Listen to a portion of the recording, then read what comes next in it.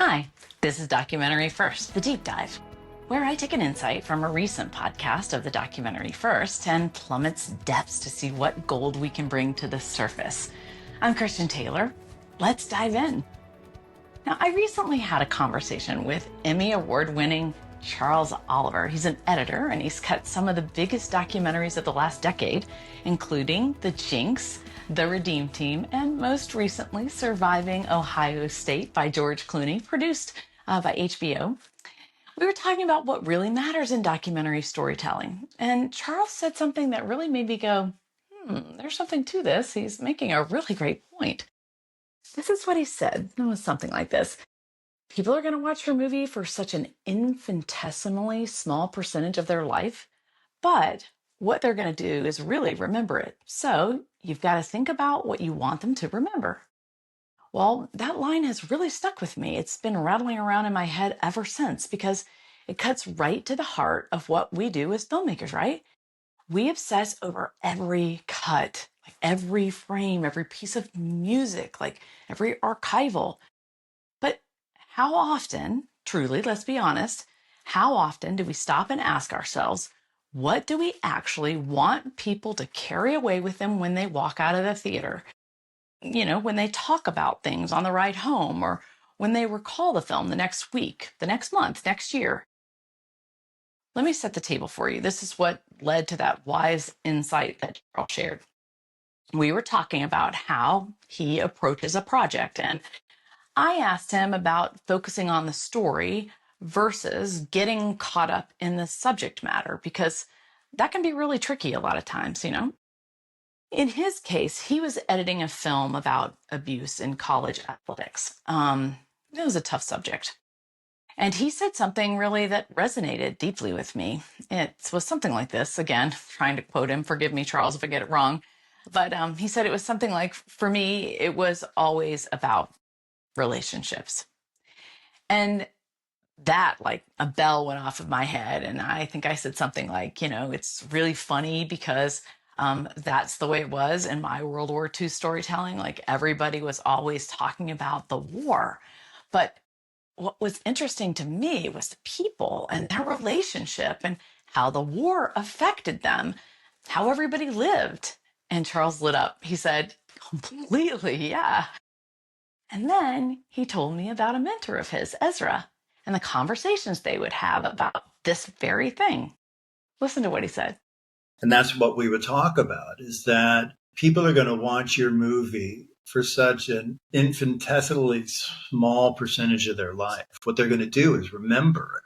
And so you've got to think about what is it you want them to remember. And more than anything, it's about relationships or moments. And those relationships can be between two people, or that relationship can be between like me and you on camera. It's those human moments. The backgrounds all sort of change, but the humanity in it is the thing that we're tracking.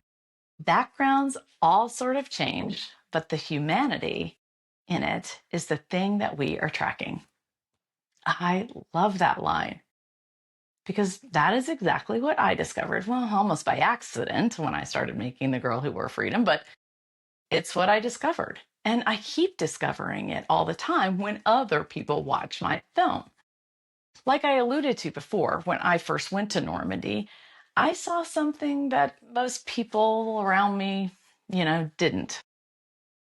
Everybody around me, when I told them I was going to Normandy, all the other people that knew I was going to do a film, what they saw was the war story, the beaches, the bunkers, the battlefields. They saw D-Day through the lens of combat and strategy and military history. But once I got there, that is not what I saw at all. Maybe because I'm a female, maybe because I'm a mother of soldiers, maybe because I'm a romantic, I don't know. But I didn't see a war story. I saw a love story. I saw a love story between the people of Normandy and the GIs who bled and died for them. I saw bonds that had been built in the chaos of war and somehow had lasted what at that time was 71 years. But for anybody out there who's tracking, this summer is the 82nd anniversary of D-Day, by the way. And there will still be veterans going back and still French people lavishing them with love and thanks. regardless of our politics. I just had to throw that in there. Anyway, back to what I was saying.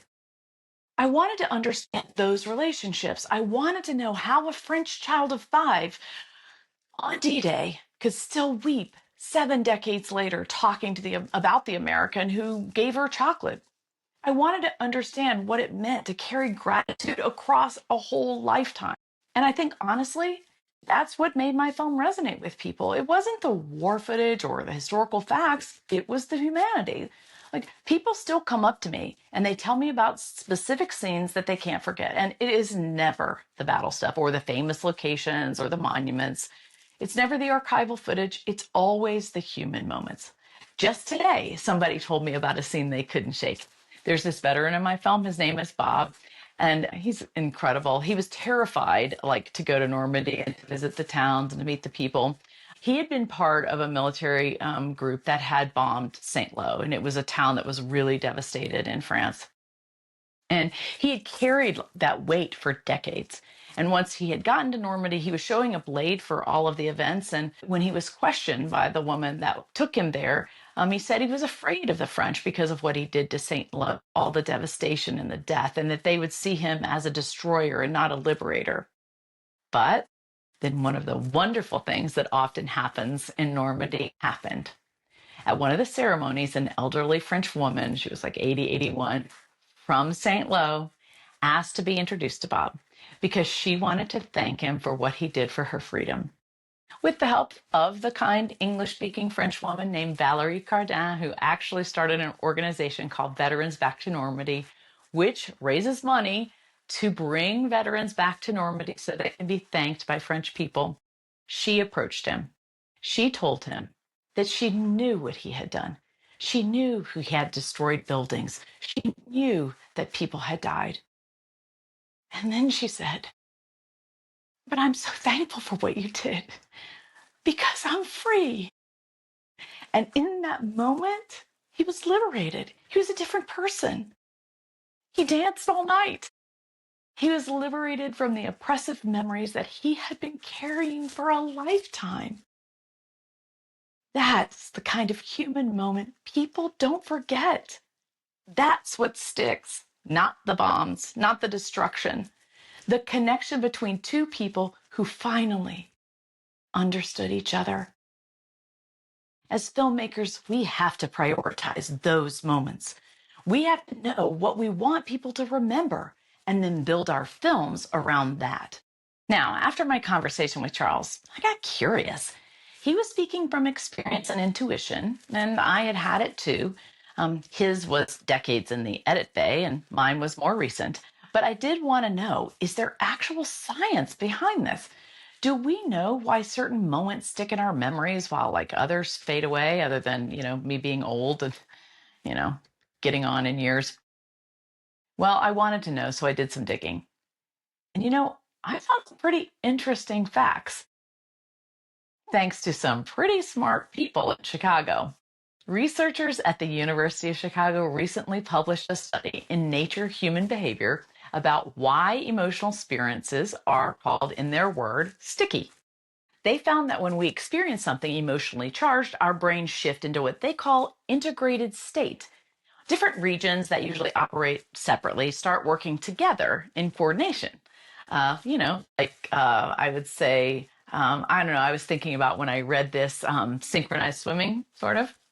The lead researcher, Wan Cheng Long, used this analogy, and I love it. Not synchronized swimming, but he said, think of the brain as an orchestra made up of many different sections. Sometimes they play separately, and other times they come together in harmony, what we call an integrated state. Emotional arousal helps conduct the orchestra, bringing sections together.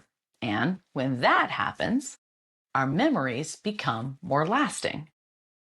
So when Charles talks about those human moments, those emotionally resonant scenes, he's not just being poetic. He's describing exactly what neuroscience says makes memories permanent. But this is what really got me. There is another study by those really smart people at the University of Chicago as well, that looks at what happens when people watch movies together.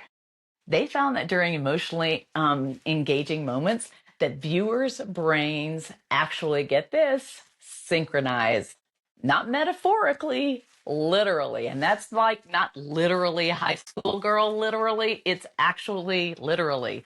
The neural patterns become similar across different people watching the same scene. And here's the kicker: after watching, participants' memories were similar too, and tied specifically to those engaging emotional moments. Think about what that means for us as filmmakers. Just stop and think about that. When we create a powerful human moment, we are not just telling a story. We are literally synchronizing the brains of our audience. We are creating a shared experience that lodges in the memory the same way for thousands or millions of people. That's amazing.